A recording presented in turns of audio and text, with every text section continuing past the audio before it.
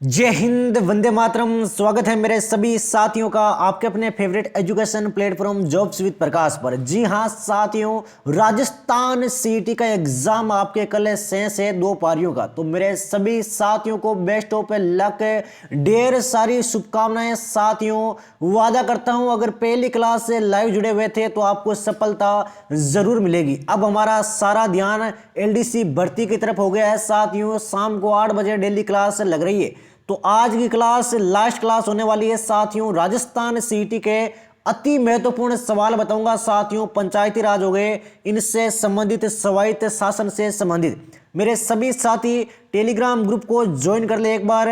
वहां पर मैंने आपको एक अति महत्वपूर्ण पीडीएफ डाली है राजस्थान सीटी के लिए, पंचायत राज से जुड़ी हुई। तो चलिए साथियों करते हैं कि शानदार क्लास का आगाज बिना एक भी सेकंड वेस्ट किए बिना। तो पहला सवाल है, निम्न में से कौन सा युग्म सही सम्मिलित नहीं है? तो चलिए साथियों देखते हैं।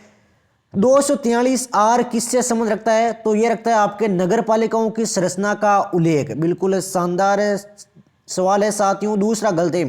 वार्ड समितियों का गठन व संरचना 243 एस और 243 जेडी महानगर योजना समिति का गठन, ये तीनों अनुच्छेद रख लेना साथियों, एग्जाम में अधिकांश से पूछे जाते हैं। अगला सवाल लेते हैं, पंचायत राज के किस स्तर पर एक साथी का चयन महिला विकास कार्यक्रमों के लिए मानदेय महिला कार्यकर्ता के रूप में किया गया? तो किसके स्तर पर किया गया भाई? साथी का चयन है। जल्दी से मेरे सभी साथी अपने तीखे दिमाग में सोचेंगे भाई। तो राइट आंसर मेरे शेर ग्राम पंचायत हो जाएगा। क्या हो जाएगा? ग्राम पंचायत।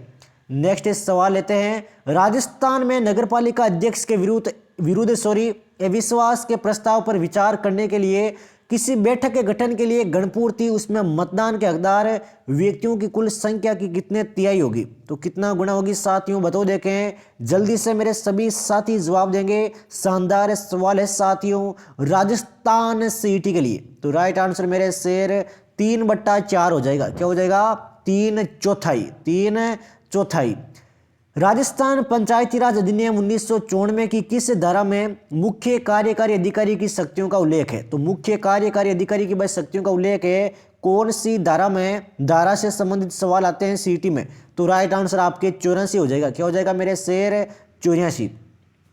यदि कोई पंचायत राज संस्था अपनी अवधि समाप्त होने से पूर्व भंग कर दी जाती है तो उसका निर्वाचन होना चाहिए। तो कितने महीने के अंतर्गत उसका वापस से निर्वाचन होना चाहिए? तो राइट आंसर मेरे शेर आपके विघटन से 6 माह के अंदर, विघटन से 6 माह के अंदर उसका निर्वाचन होना चाहिए। कोई भी साथी अगर एलडीसी की तैयारी कर रहा है तो भाई शाम को 8 बजे उसकी क्लास लग रही है, जिसमें हम आपको 50 सवाल जीके के, 50 हिंदी के और 50 इंग्लिश के सवाल डिटेल से करवा रहे। तो सभी साथी एक बार क्लास से जुड़कर जरूर देखें। निम्नलिखित में से कौन सा कार्य नगरीय निकायों का नहीं है? इनमें से भाई कौन सा कार्य आपके नगरीय निकायों का नहीं है? आराम से 4 ऑप्शन पढ़ो और अपने दिमाग में सोचो क्या होगा इसका राइट आंसर है। तो राइट आंसर मेरे शेर आबकारी नियमन हो जाएगा। क्या हो जाएगा? आबकारी नियमन। अगला सवाल लेते हैं, राजस्थान में वार्ड पंच, उप सरपंच किसे संबोधित कर अपना त्यागपत्र देते हैं? जो आपके वार्ड पंच होते हैं, उप सरपंच होते हैं, वो भाई किसको संबोधित कर अपना त्यागपत्र देते हैं? तो ये देते हैं मेरे शेर आपके खंड विकास अधिकारी को। किसको देते हैं? खंड विकास अधिकारी को। निम्नलिखित में से कौन सा ग्राम सभा का कार्य नहीं है? इनमें से भाई कौन सा कार्य है जो ग्राम सभा का कार्य नहीं है? एग्जाम में आएगा, निम्न में से कौन सा कार्य ग्राम सभा का कार्य है? तो ध्यान रखना भाई। तो जनगणना इसका राइट आंसर हो जाएगा। ग्राम सभा का कार्य है आपके जनजाति का कल्याण, ग्रामीण स्वास्थ्य और जल योजना। अगले सवाल की ओर बढ़ते हैं साथियों। संघर्ष लगातार जारी है राजस्थान सीटी के लिए। जिला आयोजन समिति के संबंध में कौन सा कथन सही है? जिला आयोजन समिति के संबंध में भाई कौन सा कथन सत्य है? मेरे सभी साथी इसका जवाब देंगे। एग्जाम में छपने लायक सवाल है साथियों। तो तीनों कथन सत्य है। जिला प्रमुख है, ये अध्यक्ष होता है। मुख्य आयोजना है अधिकारी है, वो है आपके सदस्य सचिव। और राज्य सरकार द्वारा मनोनीत सदस्यों की संख्या है आपके 5। मोस्ट इंपोर्टेंट पॉइंट है ये तीसरे वाला। चलिए साथियों अगला सवाल लेते हैं, राजस्थान पंचायती राज संशोधन अधिनियम 2019 द्वारा राजस्थान पंचायती राज अधिनियम 1994 की किस धारा के प्रावधानों में संशोधन किया गया? तो भाई संशोधन किया गया था कौन सी धारा के प्रावधान में? मोस्ट इंपोर्टेंट क्वेश्चन है साथियों राजस्थान सीटी के लिए। तो राइट आंसर मेरे शेर धारा 19 हो जाएगा। क्या हो जाएगा? धारा 19। राजस्थान में नगरपालिका की वित्त समिति में अधिकतम कितने सदस्य हो सकते हैं? तो वित्त समिति में भाई अधिकतम कितने सदस्य हो सकते हैं?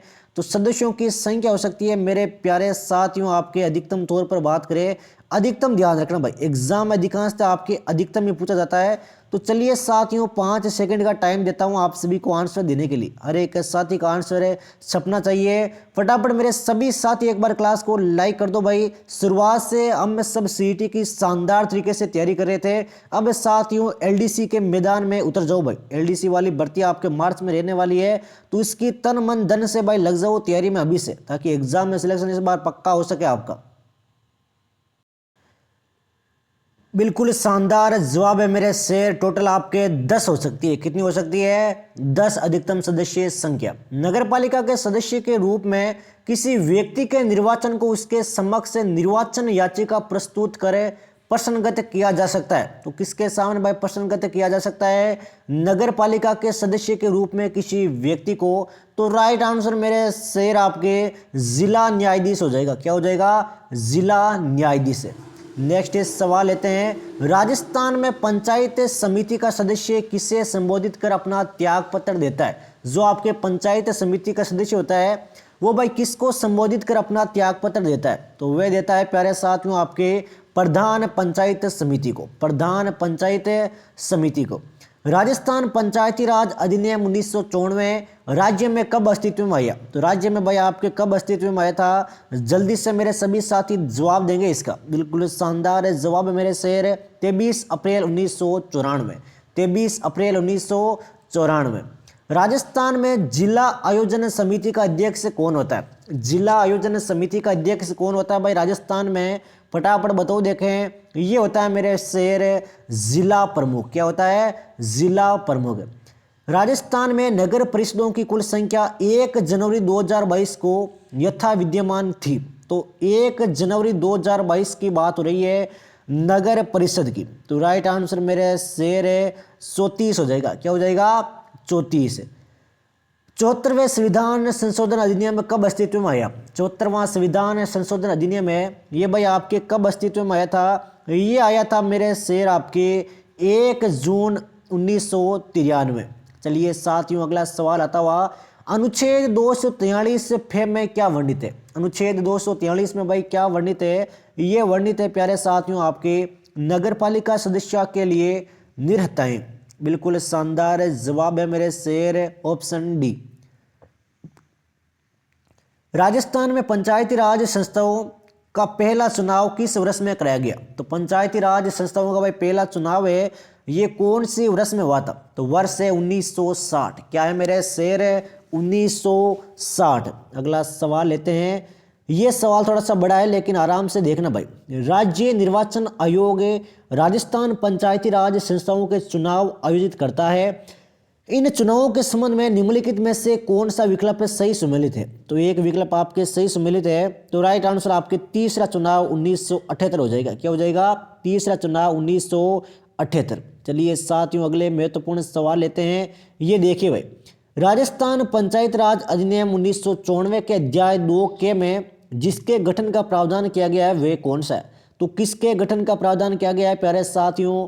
1994 के अध्याय 2 के में। तो राइट आंसर मेरे शेर क्या होगा? देखे सोचो अपने दिमाग में। ये होगा आपके ग्राम सभा। क्या होगा प्यारे साथियों? ग्राम सभा। बलवंत राय मेहता समिति का संबंध किससे है? बलवंत राय जो मेहता समिति है उसका संबंध किससे था? तो ये था आपके स्थानीय स्वशासन से। किससे था? स्थानीय स्वशासन से। स्थानीय सरकार की त्रिस्तरीय प्रणाली में कौन शामिल नहीं है? तो स्थानीय सरकार की भाई त्रिस्तरीय प्रणाली में कौन शामिल नहीं है? तो ये है मेरे शेर ग्राम समिति। क्या हो जाएगा? ग्राम समिति। सरपंच अपना त्याग पत्र किसको सौंपता है? सरपंच होता है वो अपना त्याग पत्र भाई किसे सौंपता है? आराम से सोचो देखें सभी साथी। तो ये सौंपता है मेरे शेर पंचायत समिति के विकास अधिकारी को। पंचायत समिति के विकास अधिकारी को। पंचायत राज के संबंध में निम्न में से कौन सा प्रावधान और अनुच्छेद युग्म गलत है? तो एक गलत है, वो भाई आप सभी को पहचान करना है। ये सवाल ज़्यादा आते हैं आजकल एग्जाम में, तो पंचायतों के लिए निर्वाचन वाला मुझे गलत दिख रहा है। वित्तीय स्थिति के पुनर्विलोकन के लिए वित्त आयोग का गठन 243 में के में मतलब जे में है। पंचायतों की अवधि है 243 डे में, और स्थानों का आरक्षण है 243 गे में। जिला आपदा प्रबंधन प्राधिकरण का अध्यक्ष कौन होता है? जिला आपदा प्रबंधन प्राधिकरण का अध्यक्ष कौन होता है मेरे शेर? तो ये होता है प्यारे साथियों आपके जिला कलेक्टर। राजस्थान में जिला आयोजना समिति में कितने सदस्य होते हैं? तो जिला आयोजना समिति में भाई कितने सदस्य होते हैं? सदस्यों की संख्या होती है प्यारे साथियों 25। कितनी होती है? 25। भारतीय संविधान के कौन से अनुच्छेद में ग्राम सभा की परिभाषा है? तो कौन से अनुच्छेद में आपके ग्राम सभा की परिभाषा है प्यारे साथियों?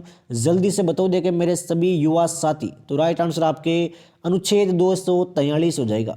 राजस्थान में किस वर्ष जिला ग्रामीण विकास अधिकरण यानी कि DRDA का विलय जिला परिषद में किया गया? तो जिला परिषद में किया गया था आपके DRDA का विलय कौन सी वर्ष में? तो वर्ष थी मेरे शेर 2003 में। कब किया गया?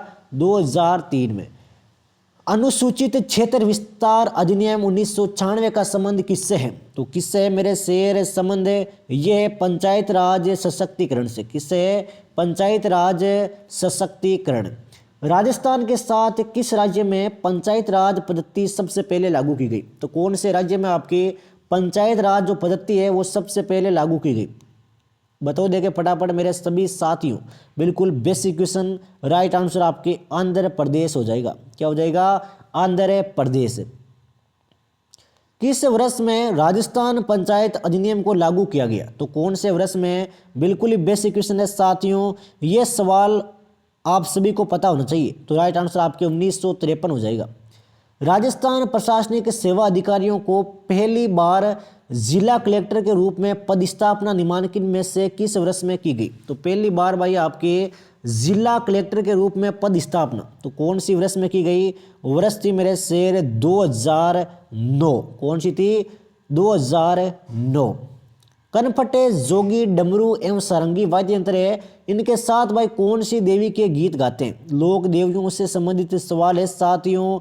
दिल दिमाग मस्तिष्क में छाप लेना, वादा करता हूं एग्जाम में डिट्टो सवाल आप सभी को देखने को मिलेंगे, तो जल्दी से जवाब देंगे। डिस्क्रिप्शन बॉक्स में आप सभी को हमारे टेलीग्राम ग्रुप का लिंक दिया हुआ है, तो मेरे सभी साथी एक बार टेलीग्राम ग्रुप को ज्वाइन कर ले भाई फटाफट। मोस्ट इंपोर्टेंट सवाल आंसर की सब कुछ वहां पर आपको मिल जाएगा। तो राइट आंसर मेरे शेर आपके इसका हो जाएगा जीर्ण माता। क्या हो जाएगा? जीर्ण माता। बेंगती गांव फलोदी में किस लोक देवता का मुख्य मंदिर स्थित है? बेंगती गांव फलोदी में भाई कौन से लोक देवता का मुख्य मंदिर? तो हड़बूजी आप सभी का आंसर बिल्कुल सत्य हो जाएगा। क्या हो जाएगा? हड़बूजी। जैसलमेर के बाटी राजवंश की कुलदेवी कौन है? जैसलमेर का जो आपके बाटी राजवंश है इसकी भाई कुलदेवी कौन है? तो स्वांगिया माता बिल्कुल राइट हो जाएगा। क्या हो जाएगा? स्वांगिया माता। चार हाथों वाले लोक देवता किसे कहते हैं? चार हाथों वाले भाई लोक देवता किसको कहा गया है? जल्दी से जवाब देंगे मेरे सभी सीईटी के साथी। तो कल्लाजी इसका बिल्कुल राइट आंसर हो जाएगा। क्या हो जाएगा? कल्लाजी। सुमेलित कीजिए। मोस्ट इंपोर्टेंट सवाल है साथियों राजस्थान सीईटी के लिए। दिल दिमाग मस्तिष्क में छाप लेना, एग्जाम में छपने लायक सवाल है मेरे शेर। तो करणी माता की जाति क्या थी? करणी माता की जाति तो राइट आंसर मेरे शेर सारण थी भाई। क्या थी? सारण। सकराय माता की जाति क्या थी? सकराय माता की थी आपके खंडेलवाल। और आई माता की जाति क्या थी मेरे शेर? आई माता की जाति थी आपके सिरवी। और नारायणी माता की थी आपके नाई। तो ध्यान रखना एग्जाम में काफी बार ये सवाल आ चुके हैं। तेजा जी की पत्नी का क्या नाम था? ये सवाल भाई क्वेश्चन फॉर यू है, आप सभी को इसका आंसर है कमेंट बॉक्स में देना है। मेरे सभी साथियों का आंसर आना चाहिए कमेंट बॉक्स में। किस लोक देवता का जन्म अंडुकेश्वर गांव जिला बाड़मेर में हुआ था? तो कौन से देवता थे? वो थे आपके रामदेव जी। कामड़िया पंथ के संस्थापक कौन थे? कामड़िया पंथ के भाई संस्थापक कौन थे? तो संत रामदेव इसका बिल्कुल राइट आंसर हो जाएगा। निम्नलिखित में से किस लोक देवता को ऊंटों का देवता कहते हैं? ऊंटों का देवता किसे कहते हैं? तो भाई पाबू जी को कहते हैं। पाबू जी को। सांपों वाला देवता सीटी में आ चुका है। कामड़िया पंथ की स्थापना किसने की? कामड़िया पंथ की स्थापना किसने की थी? तो रामदेव जी। दोबारा बता रहा हूँ, अलवर क्षेत्र की लोकदेवी के रूप में किससे मान्यता प्राप्त है? तो अलवर क्षेत्र की भाई लोकदेवी के रूप में किसको मान्यता प्राप्त है? तो ये है मेरे शेर जिलानी माता को। किसको है? जिलानी माता को। कोल्लू गांव किस लोक देवता से संबंधित है? कोल्लू गांव है ये कौन से लोक देवता से संबंध रखता है? तो पाबू जी से संबंध रखता है मेरे शेर। किससे रखता है? पाबू जी से। निम्नलिखित में से कौन सा लोकदेवी और स्थान सुमेलित नहीं है? आराम से सोचना है साथियों। शीतला माता का चाकसू बिल्कुल सत्य है। आई माता ओशिया ये गलत हो जाएगा भाई। शीला देवी का अमेर बिल्कुल शानदार। दधिमती माता गोट मांगलो रट लेना, ये तीनों के तीनों ऑप्शन एग्जाम में छपेंगे भाई।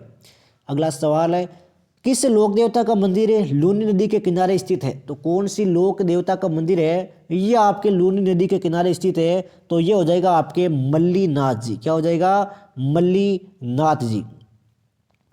बिलाड़ा का संबंध किस लोक देवी से है? तो बिलाड़ा का संबंध भाई कौन सी लोक देवी से है? लोक देवी का नाम है आई माता। ऊपर जो बताया था ना उसका हो जाएगा बिलाड़ा। तुलजा भवानी का मंदिर कहाँ स्थित है? तुलजा भवानी है इनका मंदिर भाई कहाँ पर स्थित है? तो चित्तौड़गढ़ बिल्कुल राइट आंसर हो जाएगा। क्या हो जाएगा? चित्तौड़गढ़। नेक्स्ट सवाल की ओर बढ़ते हैं। राजस्थान के कौन से लोक देवता को धोलिया वीर के नाम से भी जानते हैं? तो धोलिया वीर के नाम से भाई तेजा जी को जानते हैं, वीर तेजा जी को। देवनारायण जी का मुख्य पूजा स्थल कहाँ स्थित है? देवनारायण जी का भाई मुख्य पूजा स्थल कहाँ पर है? तो ये है मेरे शेर आसिंद में। कहाँ पर है? आसिंद में।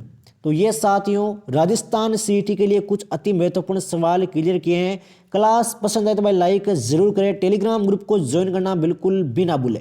एलडीसी के लिए एलडीसी हाईकोर्ट एलडीसी है, इसके लिए भाई शाम को 8 बजे से रेगुलर क्लासें चल रही है, तो सभी साथी भाई लाइव जुड़ना बिल्कुल भी ना भूलें। मिलते हैं साथियों कल आपकी आंसर की के साथ। सभी साथियों को ढेर सारी शुभकामनाएं राजस्थान सीईटी एग्जाम के लिए। तो आज कवर किया है राजस्थान सीईटी मॉडल पेपर 2023 से। मिलते हैं कल। जय हिंद, जय भारत, वंदे मातरम साथियों।